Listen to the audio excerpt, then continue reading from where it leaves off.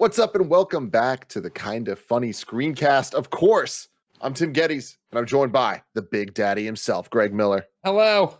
The Texas Street Latino Heat, clicking heads and ripping them to shreds. The Globetrotting head shotting from Twitch.tv, Andy Cortez. He did it. He didn't say Nitro Rifle. Yesterday on some show, I was like, Tim does that every once in a while too, Greg, where they just miss the Nitro Rifle part in the whole spiel. It just isn't great for the cadence. Of what It gets messed up. I don't know why, because I have it all in my head. It's memorized. It's all there. If you ended on Nitro Rifle or you end on Andy Cortez, but to have them both, it's like... Because I think of it more as like a designation. Like I'm the Globetrotting Headshot and Nitro Rifle from Twitch.tv. But that's not a designation. That's a name. What you just said is a name. A designation would be like general. Happy to be here, everybody. I get it. It's like Ace, right? Like for a fighter pilot, and they call him an Ace. Yeah, he's the Nitro Rifle. I'll try to. If you call the fighter pilot Ace, that would be the nickname we would be referring to. You haven't even seen Top Gun. He's an Ace. You're right. I don't watch military propaganda. All right. Don't do. No, hold on. Stop. We just sat through 3 hours of it last night. Yeah, let's not jump through the opposite, Greg. All right. I need you to put that away and go and watch this movie. All right. Listen, I'll only go see it if there's a dinosaur in it. We also are joined by the big dog, Kevin Coella. Nitro Rifle. There it is. I'm going to try to get it in there, Andy, but there's no promises because you know what I mean? When I'm in the flow, I'm just trying to go. I'm just trying to get through it. And I always know. I'm like, as I'm saying, I'm like, I don't know where the Nitro Rifle fits here, but maybe next time. Do you think I'll nail that next time? Producer/producer Nick Scarpino. I think you will. And I think, honestly, we've just not given enough credence to Rootin' Tootin'. I don't know why we don't have that in there somewhere, but I always want to say the Rootin' Tootin' Nitro Rifle, and I just don't understand why you guys won't let me. Yeah. When one of the words could easily be shooting. Yeah, but exactly. Really, in this day and age, in 2022, that's what you want to be referred to as? Yeah. Oh exactly. My God! You know this is kind of funny screencast where each and every week dude. We deserve better gun laws in America. Gumballs. Gun laws. Gun laws. Gumballs have sucked forever. We should let them go. Nobody wants gumballs. We need to all vote. Y'all, did you vote yesterday? I voted yesterday. Okay, everyone. Kind of funny screencast. It happens each and every week, sometimes multiple times a week, where we talk about the latest in TV, movies, and trailers. And on some days, we do all three. You can, of course, go to youtube.com/kindafunny or roosterteeth.com to watch them as videos. You can go to your favorite podcast service and search for Kind of Funny Screencast to listen to it as a podcast, or you can go to patreon.com/kindoffunny to get it ad-free and watch live as we are recording it, just like our Patreon producers Gordon McGuire, Molecule, and Fargo Brady have done. Today we're brought to you by MeUndies, but I'll talk about that later. A little housekeeping for y'all. Screencast is popping off right now. Both the Kind of Funny side and the Kind of Funny game side of Kind of Funny are popping off right now. Of course, on the game side, we got Summer Game Fest happening. So all the biggest conferences, showcases, all of that, we will be reacting on twitch.tv/kindoffunnygames and the youtube.com Kind of Funny Games channel.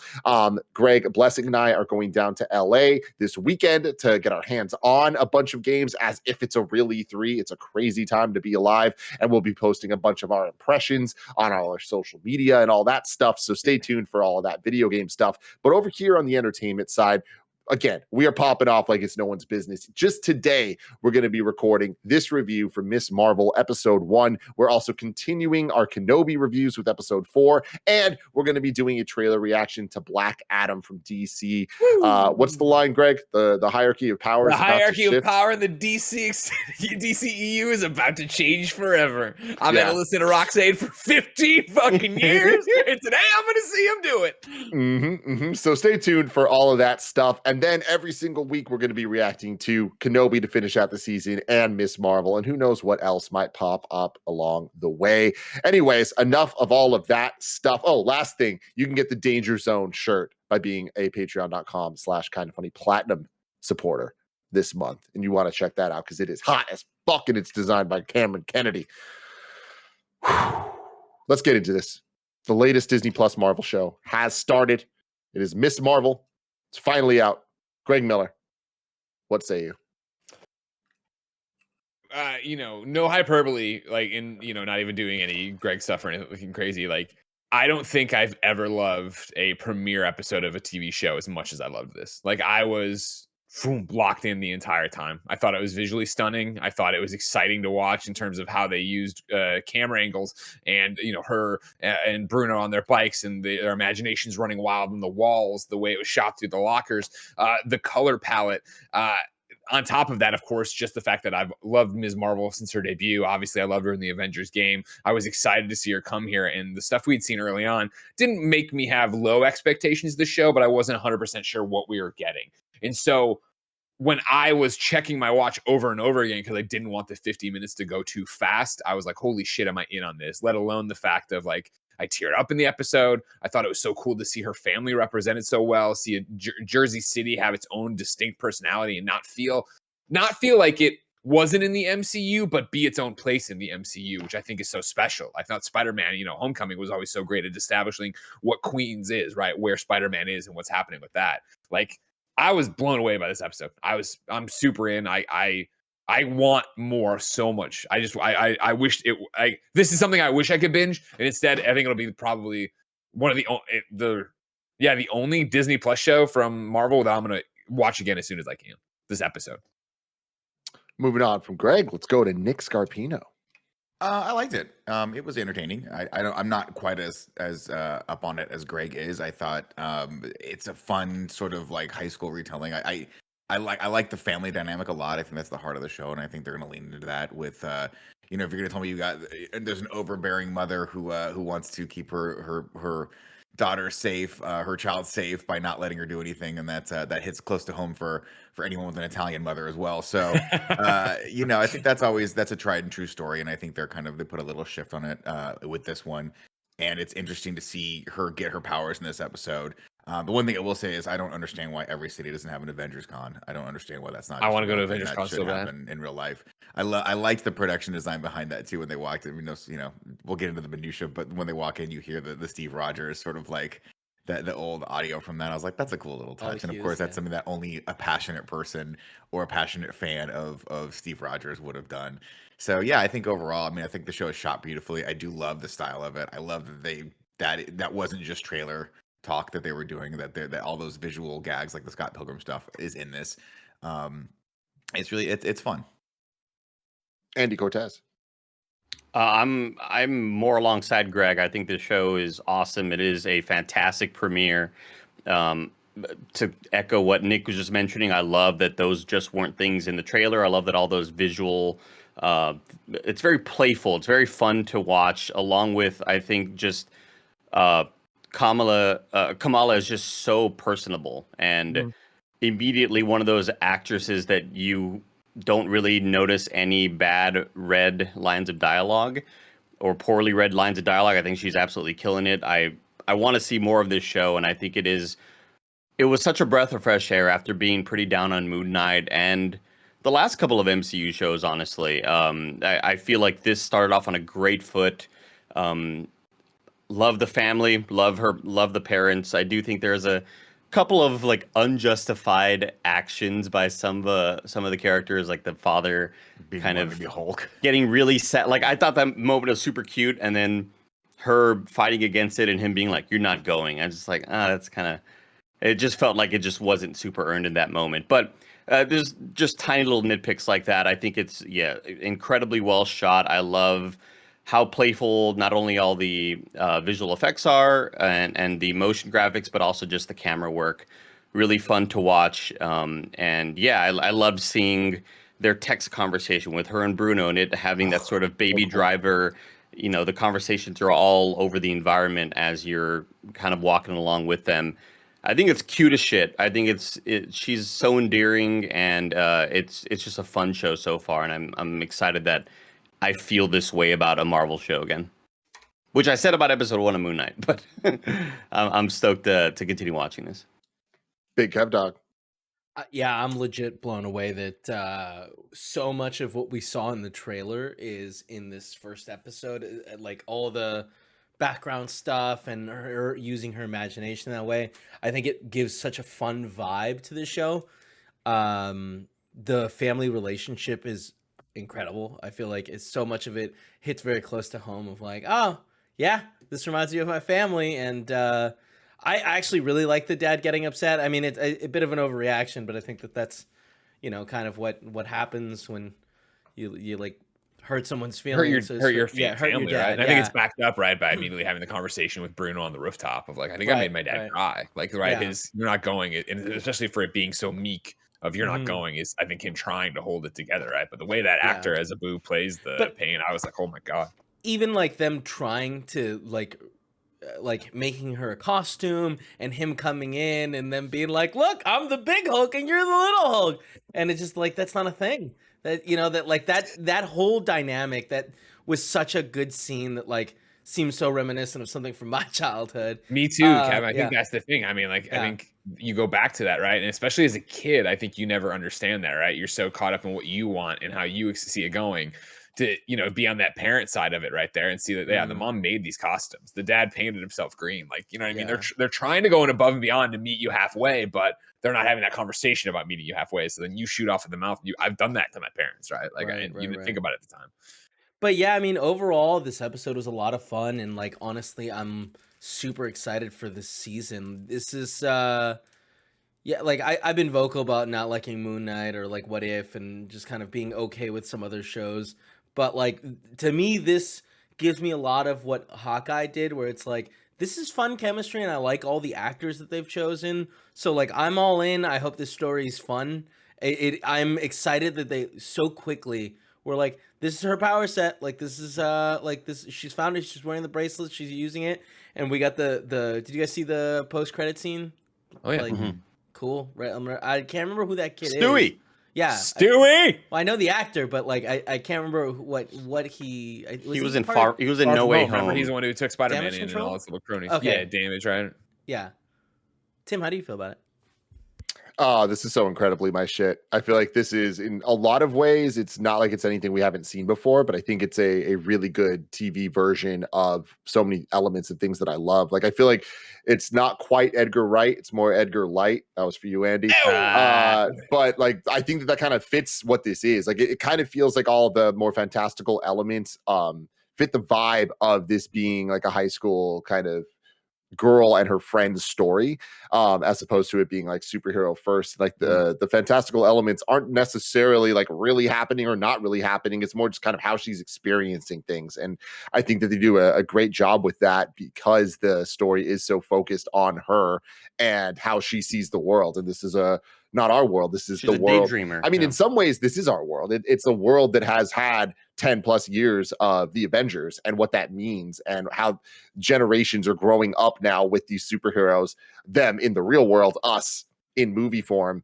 But I think that it's really cool to the way the episode opened with her being a YouTuber and like her conspiracy theory videos on Thor's a gamer, like very smart nods to things we know from the MCU in the past, while feeling really believable and feeling like this could just be its own standalone thing where she Iman has such presence as Miss Marvel. I think that she's really knocking it out of the park. Like when we first started seeing pictures of her, I was like, I'm not sure that this is going to be right. And I was absolutely wrong, man. Like she has so much just kind of like charisma that I want to see her succeed. And like I've now seen her in one episode, and unlike most of the other Disney Plus shows, we know the pipeline of where she's going to end up. We know we're going to see her in a movie next year, early next year in the Marvels. And I think that that's really cool because last time we had that was Wanda in WandaVision, and we knew the next time we were going to see her was Doctor Strange, but because of delays, because of pandemic stuff, that ended up being a mega gap.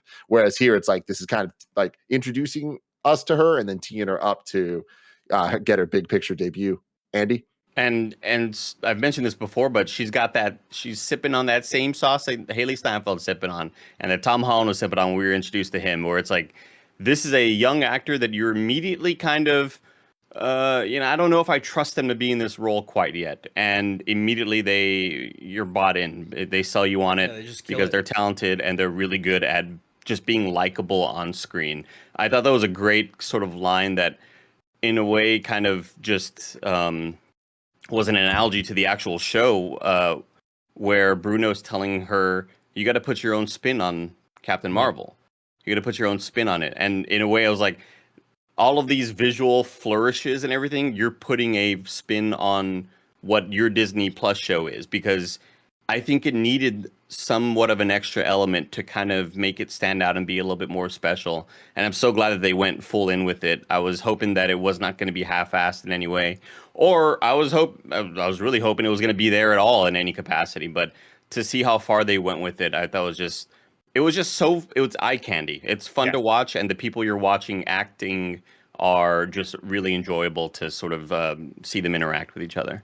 Absolutely. And the other thing I want to say is I love how it feels the most modern of MCU property that we've had. And I think that that's via use of music a lot, like opening with The Weeknd. Like it's very much like time and place, where we've gotten like the retro stuff before, and we have gotten some things that feel a bit more modern, but this really feels like she is in the now dealing with superheroes in her world. And like Greg was saying, it gives Jersey this kind of like different vibe that's same but different, same but a little lesser than to the New York that we're kind of used to. And I think that is something that the comic does really well. And two things that I'm extremely impressed and excited about is this so far is doing my favorite Marvel Studios thing, which is delivering what is necessary from the comics, but changing enough that it's not just the exact same thing that I read 10 years ago.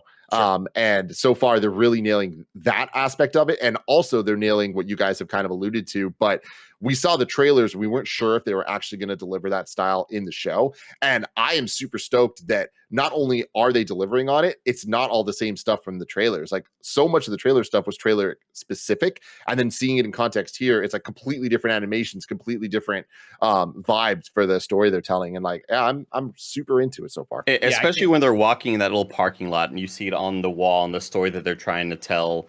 All the different versions of Captain Marvel, yeah, that was a great little addition of her saying maybe I could be Doctor Strange, Captain Marvel, or whatever. I thought it's just such a fun show to watch. Well, I think what's so strong about it too is just go ahead, Tim. Just real quick, I want to tell you about our sponsors. Are people still trying to make plans with you this summer as if you aren't booked and busy already? You're just gonna have to tell them to try again in the fall. You've got pool days, pride parades, bachelor parties, and beach vacations waiting for you, because when you're living your best life, the last thing you want to worry about is butt sweat. I'm Greg Miller, and my butt never sweats because I wear MeUndies. You've heard it a million times. I like MeUndies so much. With my first pair, I bought a whole bunch more and threw away the rest of my underwear. They're the best. MeUndies has the lightest, most breathable fabrics to keep you cool and comfortable wherever you go. From undies to bralettes to socks to loungewear to swimwear, you can find something for all your plans. MeUndies also releases new prints all the time, like their limited edition Pride collection. Find your ultimate summer comfort in sizes extra small to 4XL. MeUndies has a great offer for my listeners. For any first-time purchasers, you get 15% off. For a limited time, if you sign up for their free-to-join MeUndies membership, you get 25% off your first membership item. To get 15% off your first order, 25% off your first membership item, and 100% satisfaction guaranteed, go to MeUndies.com/kindafunny. That's MeUndies.com/kindafunny. No one likes waiting on a paycheck, especially when you've got bills due. Good thing there's Chime. Now you can get your paycheck up to 2 days earlier with direct deposit.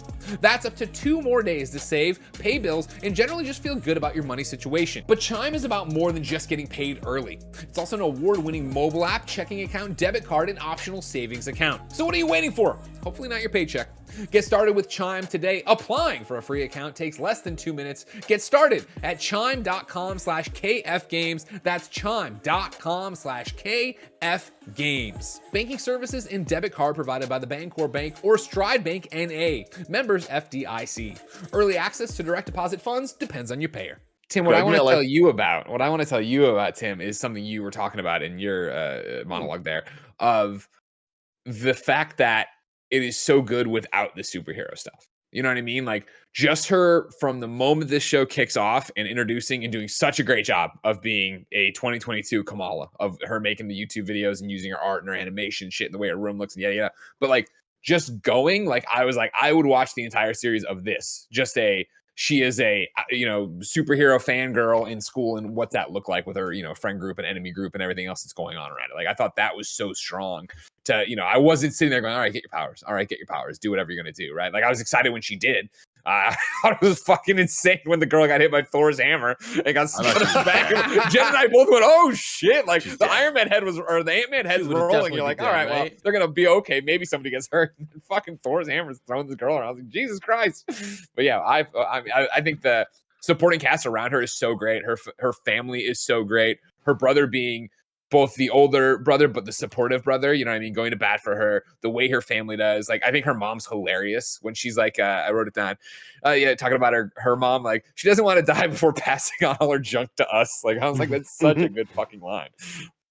Nick, did the black sloth down line make you laugh? That did make me laugh, and I like there was another line in it that where he was like, "You don't want to fall into the Hudson for a third time," and she's like, "No, it was the second time." He goes, "No, this you did it twice or something like that."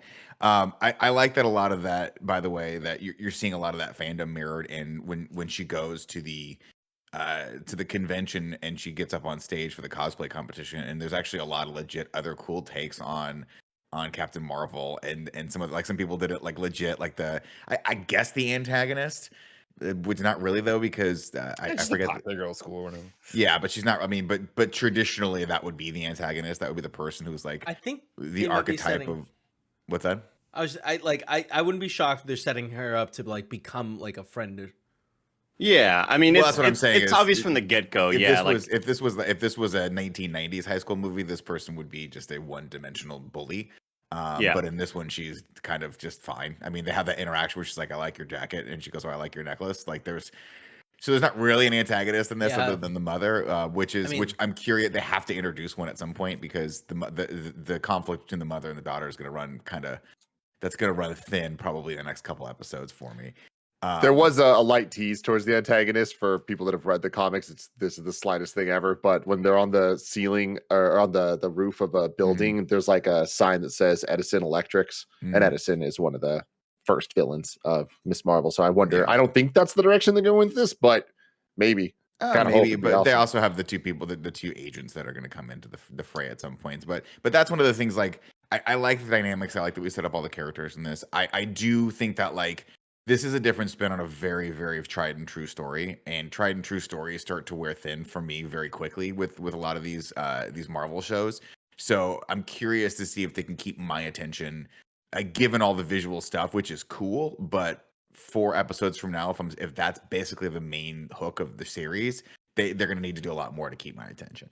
I'm super glad that they did immediately kind of prepare us for the fact that Bruno is a whiz kid, and it's not something that I think that is something that helps out.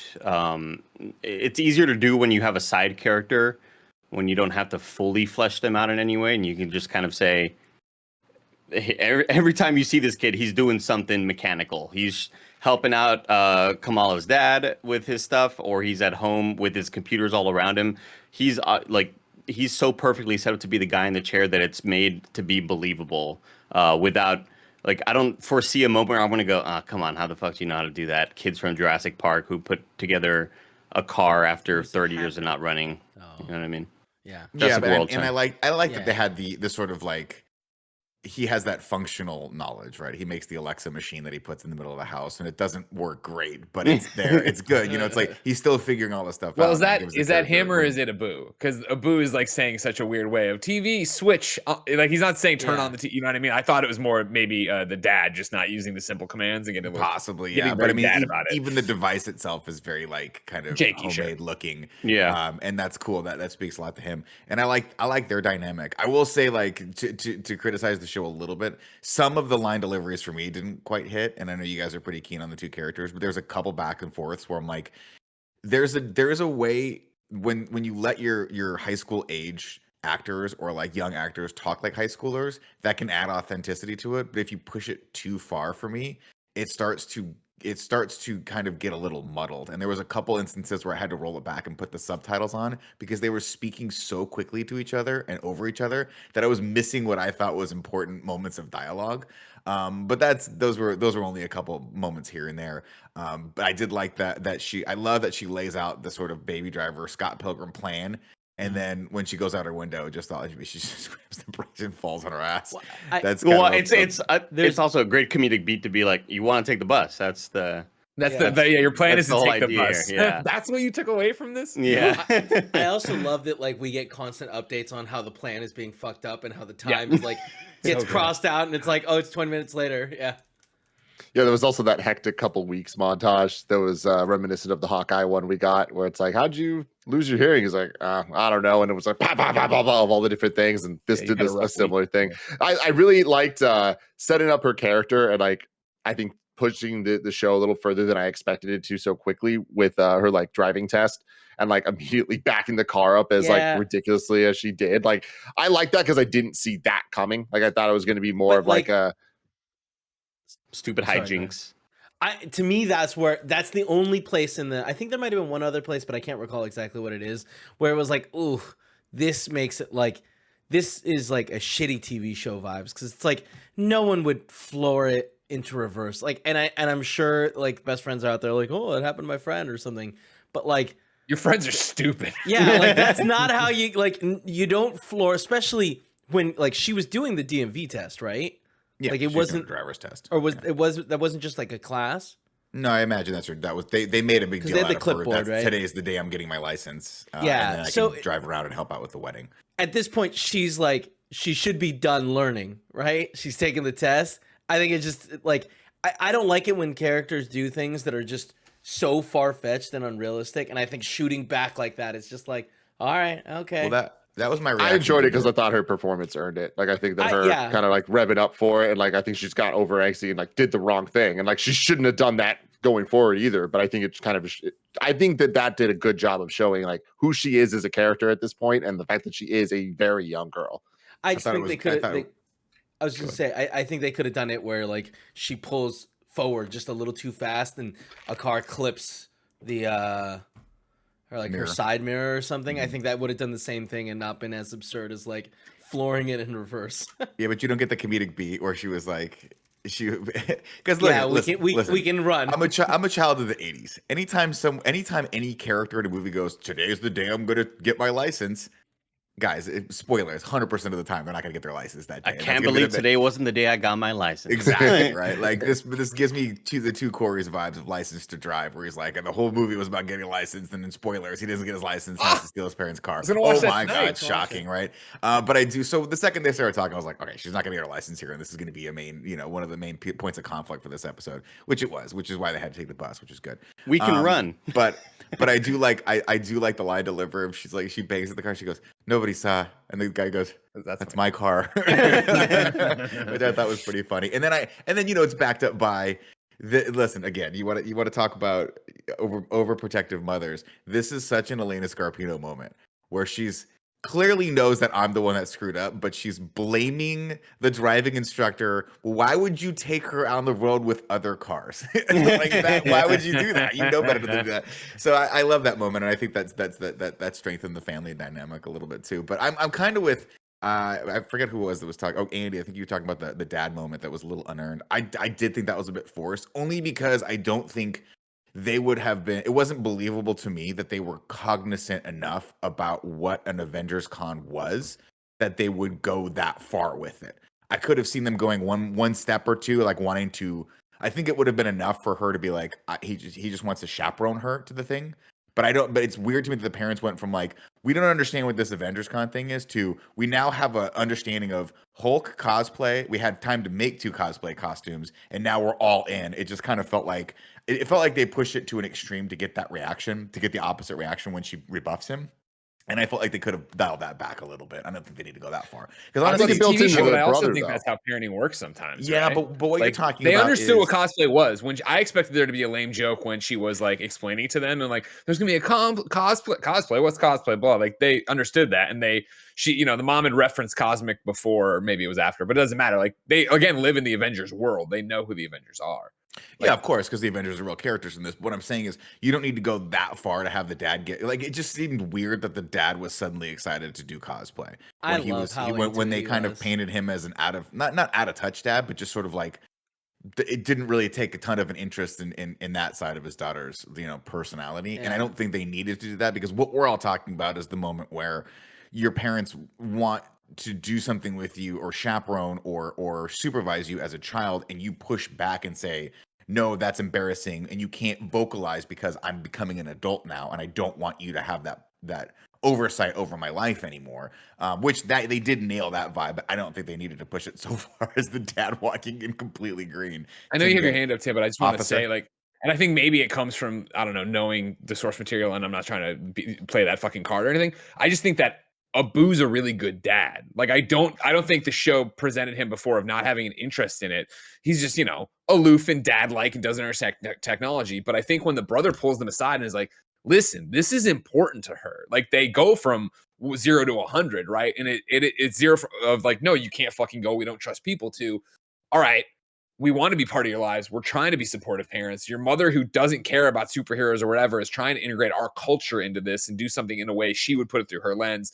Dad is a fun dad. He's going to be a dad about it. And yeah, go smash and be Hulk or whatever. But like, I don't know, I found the whole thing very endearing. It didn't take me out of it at all. I was like, oh man, these guys are really fucking trying as parents. It was really only the line of him saying, "You're not going." That's like the only, like, I feel like she wasn't even that hard on him. Just like, this is embarrassing. This is like humiliating. And then him gets out and be like, you know what? I'm sorry. Yes, let's go. Let's all go. But for the dad to just be like, no, we're not going anymore. Like that's the only line that took me out. Tim, go ahead. Sorry.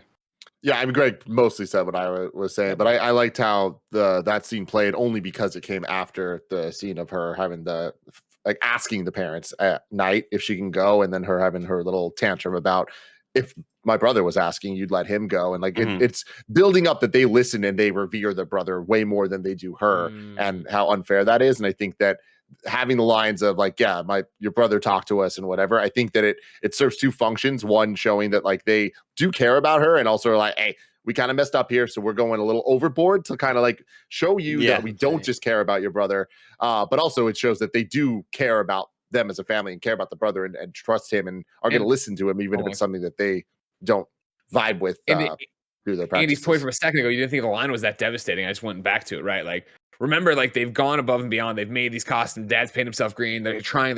They think they're doing the right thing. And she says it's humiliating, right? That dad's humiliating. And like, dad didn't think he was being humiliating. He thought he was being a fucking awesome dad. And this is something that'd be well received. Like, I understand his, and I think the way his face immediately switches to pain when she says that worked for me.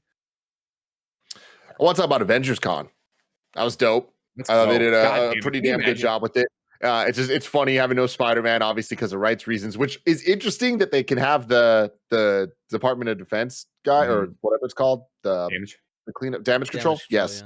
Yeah. Guy, because like, as far as I understood, characters that originated in Sony Pictures can't go do Marvel stuff, but I guess this is proof that that's not true. So that's cool.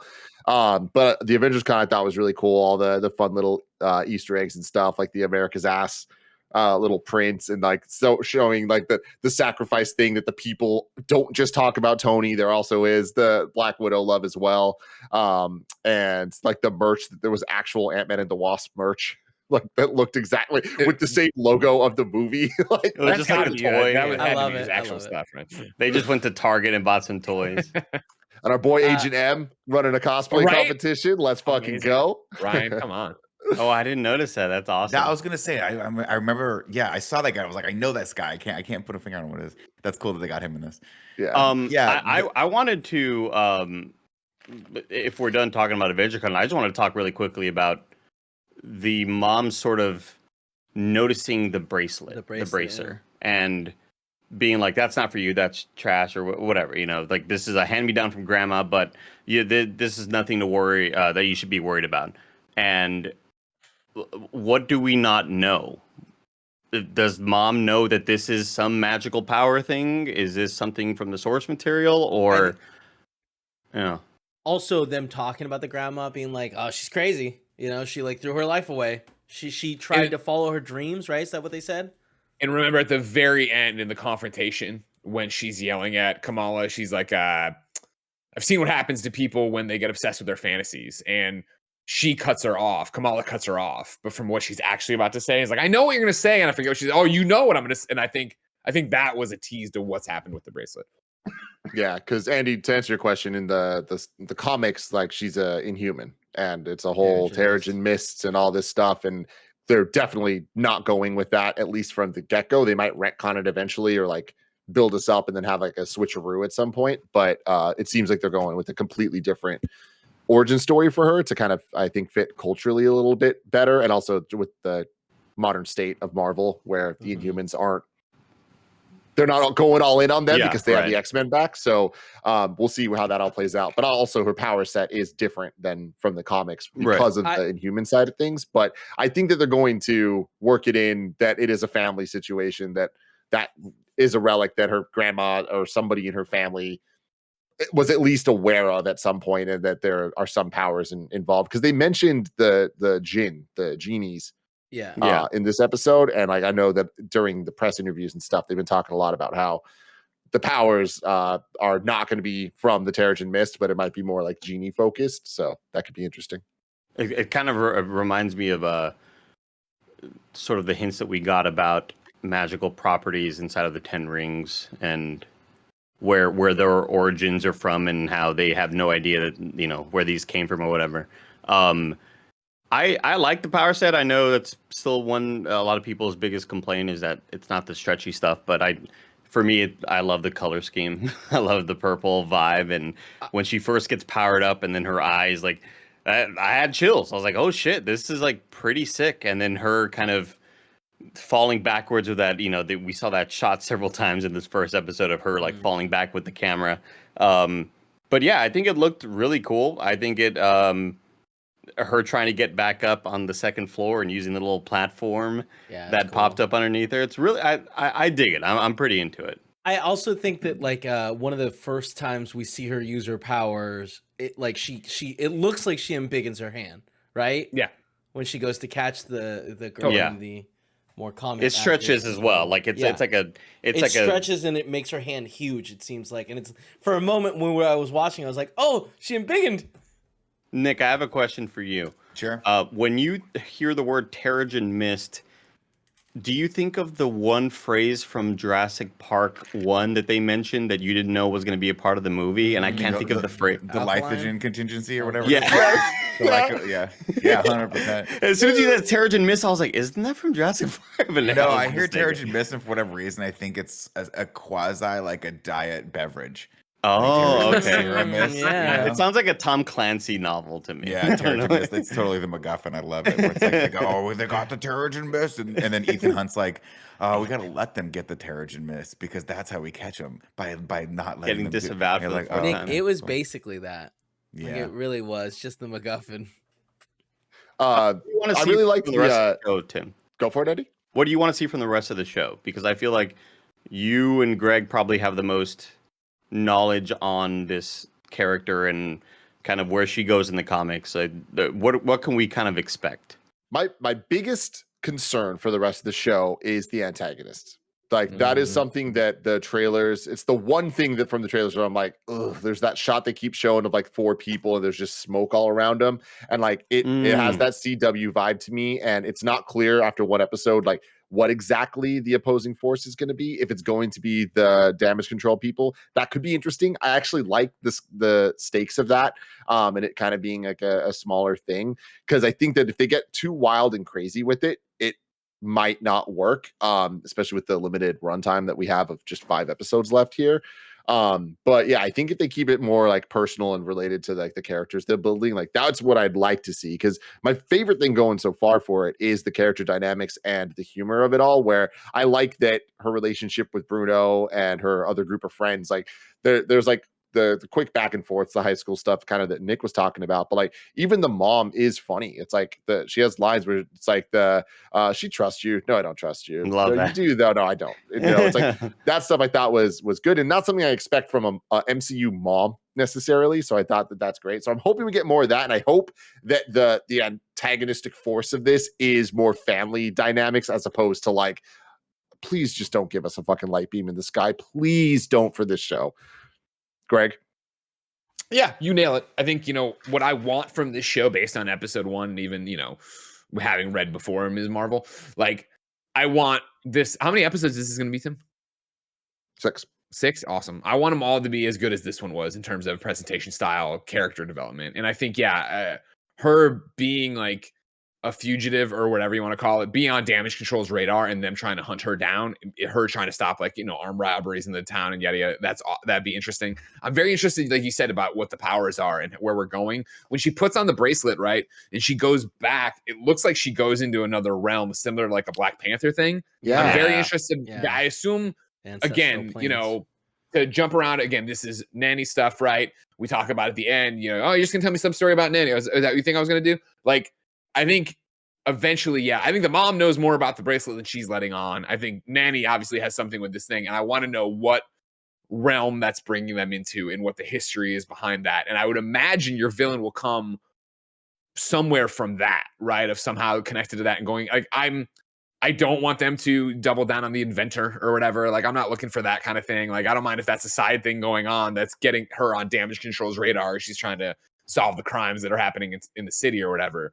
But I'm more interested in what's going on there and more interested in the family dynamics and how, we've seen it on different ways and different interpretations if she tells her family or how she tells her family or, what goes on with that. Is it going to be secret identity? Again, if the bracelet's seen and it has a connection to the family, is her mom going to know? And how is that going to be? Like, there's a lot of interesting stuff there. I'm more interested, again, like Tim just said, a small story. Let's keep it to Jersey City and see what's going on. Although a big part of Ms. Marvel in the comics always is the cameos in meeting the heroes and doing that kind of stuff. I'm not setting off from the beginning here of like, I'd love to see that because obviously that's what the Marvels will be, like meeting Carol, I'm sure, unless that's going to be like an Easter egg end credit scene for the final episode.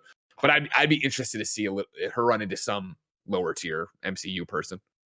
Love the shout out, by the way, that was Scott Lang's podcast that he's been on a lot of. So fucking funny. And that explains so much about how people know how the Endgame battle went. Like, it's a lot of those types of little things of like Scott America's was there ass. and he told the story. So yeah, America's ass. That was like the one sort of reference. I was like, how does anybody know that? I think it's oh shit, fuck. Before I said America's ass, I had a thread I want to go off of. Oh my god, I'm losing it. It's gone. It's gone, everybody. It's fucking gone. No, it's gone. I'm Greg, sorry. The ancestral plane, yeah. The inventor that you mentioned, that's Edison. Oh, I know. So okay, cool. Just making sure. I wasn't saying that for them. I didn't know how much we wanted to talk about the comic stuff. But like that could be interesting. I think it's too late after one episode, but of a 6-episode series, I think it's too late to build to that character. And I hope they don't. Again, like I really, totally. I mean, unless it was just a background thing that's happening and he's totally just like, that's like a season 2 thing for me. Yeah. But Andy, we've only had to deal with like one character, which is Spider-Man, with hiding your hiding who you are, your identity. And I feel like we've experienced it enough in movies where it's like, there's no way people don't know who that is. But like, there's no way people won't know that this is her, right? Like, she's on plenty of camera phones. You shooting purple she's got a shit. helmet on right now. You got to suspend your disbelief. Yes, of course there'd be a camera phone filming the entire thing wide angle that would have seen her and Bruno get up there, no helmet on. She puts the helmet on and walks on. You got to suspend your disbelief on that. Yeah, without spoiling the future of it, it's like I think they're going to handle this well. I imagine in the show, especially in the like Marvel Studios version of it, but in the comics, the way they kind of got around that in the earlier issues is because of the powers she got from the Terrigen Mist from Jurassic Park, Nick, the contingency, of course. Like she actually changed forms, like so she looked like Captain Marvel for a little bit. Like it would like totally change how she looked, and like that started stopping eventually. So. I think they're going to handle it well. They're going to address what you're talking about in a way like pretty head on, I imagine. And I think they're going to do it sooner than later once she really gets going, like doing actual superhero stuff. Cool. The last thing, we talked about it a little bit, but there's 2 moments that were right back to back in this that I fucking loved and made me laugh really hard. And they were so fucking stupid. And I don't think they could have worked in most shows. And that was Ant-Man's head rolling an impossibly long time. The amount of shots we got of that thing fucking rolling, I thought was so funny. And for it to be bookended with the girl with Zoe getting fucking demolished by the giant Mjolnir, like that would have killed her. That would have killed her. Yeah. But that's all the thing to me where I'm like, it only works for me because the rest of the vibe has these fantastical elements and like the Scott Pilgrim-y stuff where it's like, it could have not been that extreme. It could have like that just been how she's feeling about it all. But I thought as a viewer, they presented it in a way that I thought was really funny. And I think they intended it to be funny, not laughing at it, laughing with it, you know? I think I was, I don't I'll disagree with you there, Tim. I think that they just wanted it to look more dire, and it's possible that we're supposed to be seeing it through Kamala's eyes and sort of her perspective, but I was just more bothered by the crowd's non-reaction to all of this happening. Like, and Yeah, they were nobody very else much knew.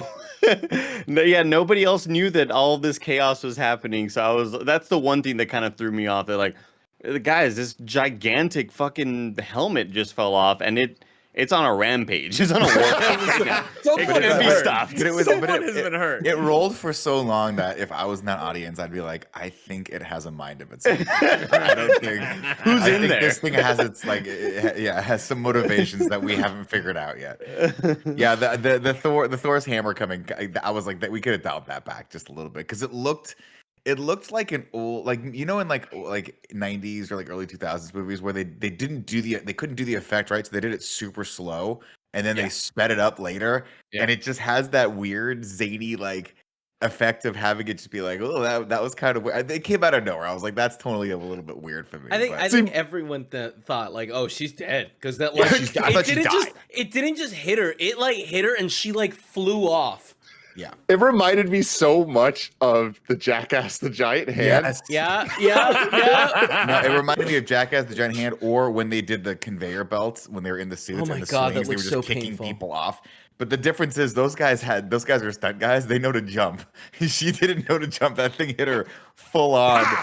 Yeah, the legs planted into the ground. I was like, wow, that was one of those moments where I think we would have done a second take on that or re-envisioned that somehow because you got to imagine that swinging hammer's got to be a few 100 pounds, right? Well, I mean, At what they least. should have done is should have been like plastic and paper, and like it should have like torn into her when it hit her, or something. Yeah, and just been like, oh, that's so funny, it stopped. But yeah, the Ant-Man's head just like, why didn't she stop it?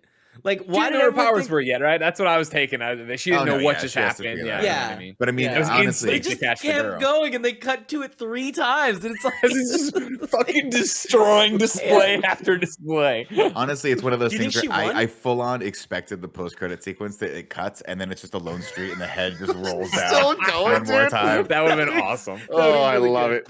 Well, let us know in the comments below what you thought of Miss Marvel Episode 1. We will be reacting each and every week as the show premieres. And joining us next week, and hopefully for all of them, Tamora Hussein will be joining us. And I'm very excited about that. He couldn't make it today because he's already down in LA for some Summer Game Fest goodness.